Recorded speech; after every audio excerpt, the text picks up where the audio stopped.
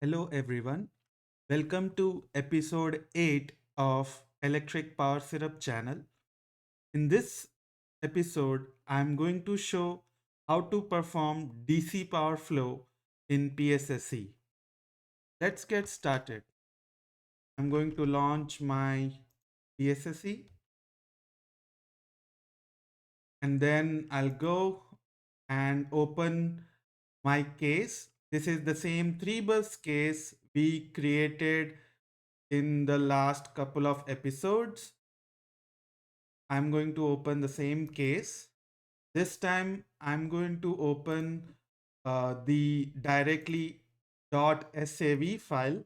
As I mentioned last time that it's a saved case file where the power flow solution is saved. So you don't need to run your AC power flow again.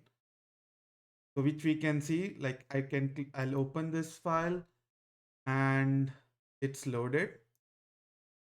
You can also open the raw file, does not matter. I'm just showing you different ways, different files you can load.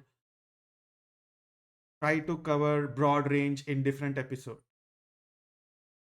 So with the file open, as I mentioned, another thing in the previous episode to make a habit of it is to start recording the actions you perform.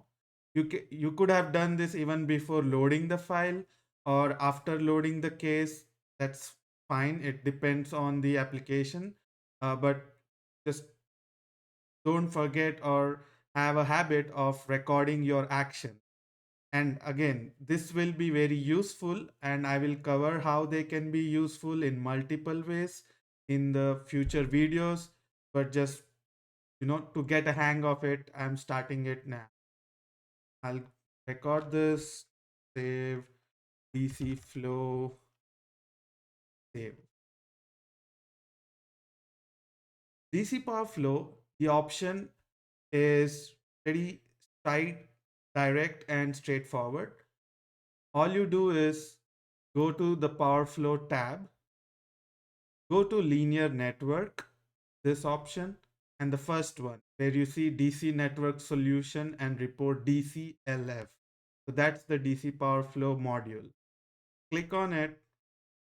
You can leave all the settings as default for now. We don't need to change anything for our today's episode or application to run a full DC flow. And I'll hit a go button. And then as you can see, it generated output here and also a tab new results table here.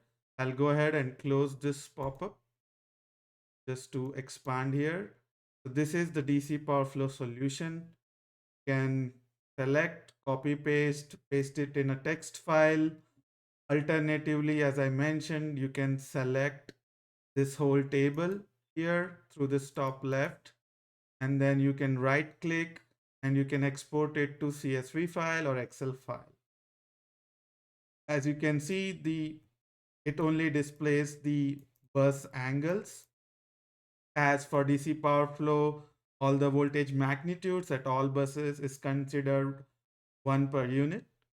And then you can see the actual active power or megawatt flows from each bus to another for each transmission line. So that's how you can perform DC power flow actions. I hope you are learning different things through these tutorials. If you have any suggestion or topic you want me to cover, please do let me know through the comments and I'll try to attend to it in the future videos. Please do like, share, and subscribe to this channel to stay tuned with latest information and tutorial videos. Till then, take care. Thank you.